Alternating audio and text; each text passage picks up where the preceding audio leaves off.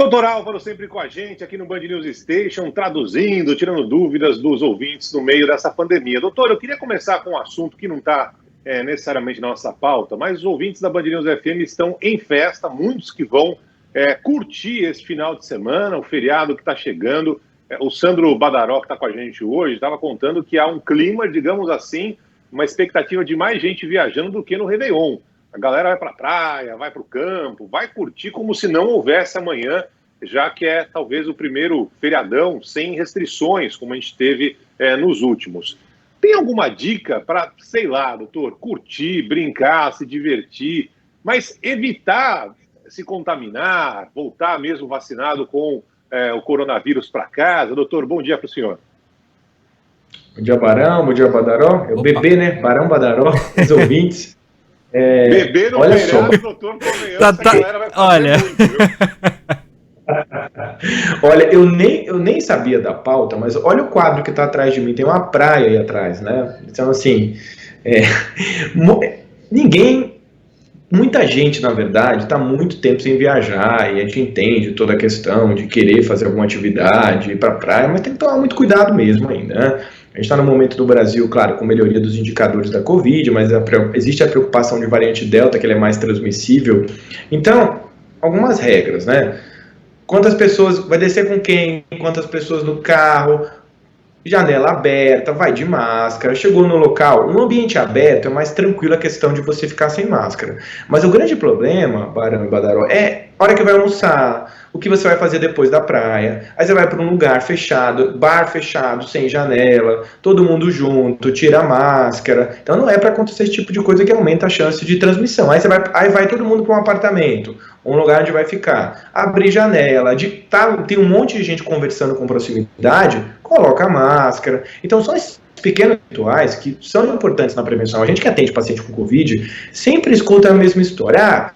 Eu fiz todos os rituais de prevenção, mas quando foi à noite, jantou um monte de gente junto, estava no lugar fechado, estava todo mundo sem máscara, ficou 2, 3 horas juntos. Esse é o momento que você pode adquirir doença. Então, a preocupação não é nem tanto a praia lá, no ambiente aberto, mas nesses locais, não compartilhe objeto, copo de refrigerante, cerveja, tente ter o seu mesmo copo, não compartilhar objetos pessoais, mas o principal que eu acho, na verdade, nessa questão de final de semana, de feriado, é o que você faz à noite. À noite, na hora que as pessoas ficam juntas, sentam, conversam, então dê máscara, essa é a minha grande dica, e obviamente todo mundo tomar vacina, quem não tomou a segunda dose tem que tomar, isso é importante também, né, dentro da prevenção da Covid.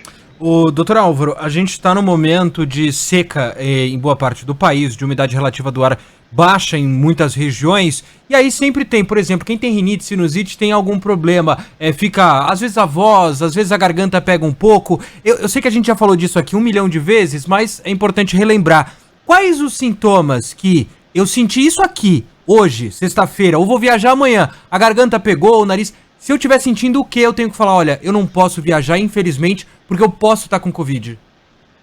Boa, é boa essa pergunta, porque você tocou no aspecto que as pessoas têm muita dúvida, né? Realmente, os sintomas de rinite, você começa a espirrar, às vezes exposição a poeira, pó, mudança de temperatura, mas um jeito simples de tentar distinguir entre uma síndrome relacionada à alergia, rinite e Covid é febre, dor no corpo, uma coriza que não passa, começar a sentir alteração no seu olfato, no seu paladar. Então, qualquer um desses sintomas, você não viaja. Se você entrar dentro de um carro, janela fechada, sem máscara, por um tempo prolongado, as pessoas que estão dentro do carro podem pegar doença. Se você for dormir com essas pessoas no local, no hotel, ou mesmo no alojamento, as pessoas vão pegar Covid. Então, se tem febre, dor no corpo, aquela febrícula, sentir o corpo quente, a garganta começa a doer demais, pode ser uma infecção pelo SARS-CoV-2 da Covid. Então, testar, isolar, não viajar com essas pessoas para não colocá-las em risco de adquirir a doença. Imagina a frustração da pessoa, aos 45 do segundo tempo, sentiu aquela dorzinha na garganta, mas assim, não arrisca, não vale a pena arriscar. Doutor, a gente tem acompanhado aqui nos Estados Unidos um aumento significativo dos casos e internações de crianças. A gente tem a vacinação aqui para quem tem mais de 12 anos de idade, já estão fazendo muitos testes para que essa faixa etária seja reduzida, mas ainda não tem nenhuma vacina liberada. Possível que isso aconteça até o final do ano, mas por enquanto só a partir de 12 anos a vacina da Pfizer, né?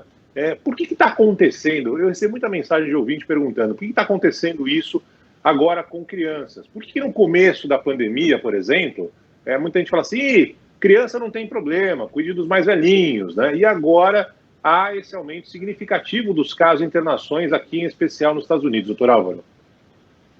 Olha, isso é uma conjunção de fatores para responder essa pergunta. As crianças, as escolas fecharam muito rapidamente. A gente tinha no começo da pandemia uma variante que não era tão transmissível. Aí o que acontece? Você começa a vacinar os adultos, os idosos e não vacina a criança. Você fala, vamos voltar todo mundo, vai voltar às aulas. Agora me diz como fazer um protocolo de distanciamento dentro de escola. É muito difícil. Então, olha só, aí aparece uma variante mais transmissível, tão transmissível quanto uma catapora, que é a variante Delta. Aí você diz que as crianças ainda não, como você colocou bem, Barão, elas não estão contempladas por vacina. Então, sem imunização, próximas umas das outras, variante Delta, voltou às aulas, uma explosão de casos nos Estados Unidos. E aí, quanto mais casos você tem, maior é a chance de aparecer um quadro mais grave. Então a gente está vendo crianças com maior contexto de gravidade. Isso não significa, por exemplo, acho que é legal explicar esse detalhe também, de que agora só tem criança com quadro grave. Apareceu porque está tendo mais casos. E as crianças podem fazer uma síndrome de inflamação até tardia, depois da Covid. Então isso serve de alerta para a gente aqui. Os protocolos de retomada das aulas têm que ser cuidadosos, as crianças têm que ser testadas, as turmas, se tiver caso, vai ter que fechar a turma nas escolas. Tentar apressar a imunização, especialmente para o grupo que já está autorizado, que é a vacina da Pfizer, para cima de 11, 12 anos, até 18. Então, esse extrato já é legal começar vacinando. Então, esses dias mesmo eu liguei a televisão, estava passando uns documentários, alguns programas dos Estados Unidos, e eram até 2 pediatras na Flórida discutindo a questão do surto mesmo nas escolas, de Covid em pediatria. Então, realmente um detalhe que a gente tem que prestar bastante atenção para o Brasil também para as próximas semanas. Doutor Álvaro, fugindo um pouco do assunto, claro que é dominante a pandemia, a Covid-19, a gente sempre tem a expectativa quando sai o anúncio. Eu posso dizer, eu fiz recentemente uma série sobre este tema, HIV/AIDS, e sai a notícia, teste de vacina, teste de medicamento, infelizmente, mais uma vacina preventiva que não deu certo, né? O que aconteceu com esse caso específico? E, claro, pergunta de leigo, por que a gente ainda não tem uma vacina para esse vírus? Olha, Badaró, a gente ficou muito triste. Eu também trabalho com vacina de HIV, faço até parte desses estudos de vacina aqui no Brasil, e a diversidade do vírus HIV, vou dar um exemplo para vocês entenderem bem. Olha só, a variação do Covid, que a gente fala da proteína S, das variações genéticas, o HIV, ele é muito, mas muito mais. Essas variações acontecem muito mais do que a Covid.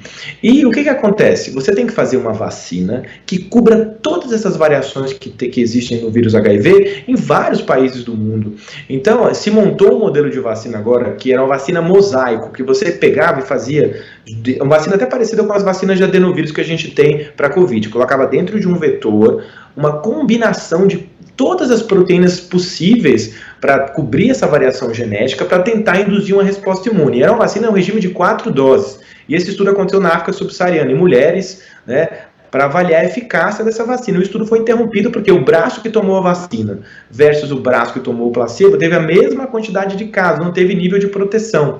É mais uma vacina que não dá certo. Realmente é um grande desafio global ter uma vacina para HIV. E essa vacina só vai dar certo se a gente conseguir desenvolver uma tecnologia que induza uma resposta imune para cobrir todas essas variações genéticas, porque realmente é um comportamento completamente diferente do vírus da Covid, do SARS-CoV-2, para o vírus do HIV. Lembrar que a HIV é uma pandemia com 38 milhões de pessoas vivendo com HIV no mundo, e é desafiador realmente ter essa vacina. A gente espera que com o avanço que a gente tem da ciência, a gente busque uma nova linha de estudar vacina de HIV. Como aconteceu com a Covid? A gente teve vacina de RNA mensageiro pela primeira vez utilizada na história. Vamos esperar, mas realmente mais uma vacina que não dá certo. Falando nesse feriadão, né, Barão? Como se diz, o pessoal vai... Feriadão primeiro... Bom, a gente fala tanto da proteção à máscara, proteção facial. Tem outras que precisa usar também, né? Num feriado como esse, o pessoal vai se divertir, né, doutor? Isso aí, todo mundo se prevenindo, né? IST existe, infecções sexualmente transmissíveis. Então, a gente sabe que faz parte da vida, atividade sexual, mas prevenção é sempre camisinha, existem várias ferramentas de prevenção disponíveis no Brasil, vacina, PrEP, medicação. Então hoje a pessoa inteligente, a pessoa que usa todas as ferramentas de prevenção consegue exercer de uma forma tranquila, saudável sua sexualidade, né? Então ele sempre fala isso. O problema é não usar as ferramentas de prevenção que a gente tem no Brasil, e são muitas ferramentas sem ser camisinha. Muito bem, doutor Álvaro volta na próxima semana, depois do feriado. Não sei se na segunda-feira o doutor Álvaro está com a gente. Enfim, na semana que vem, se terça-feira, a gente volta a conversar. Doutor Álvaro, muito obrigado, um abraço, até a próxima. Tchau, Barão, tchau, Badaró. Ótimo final de semana para todo mundo aí. Valeu, doutor. Agora 11 horas e 40 minutos.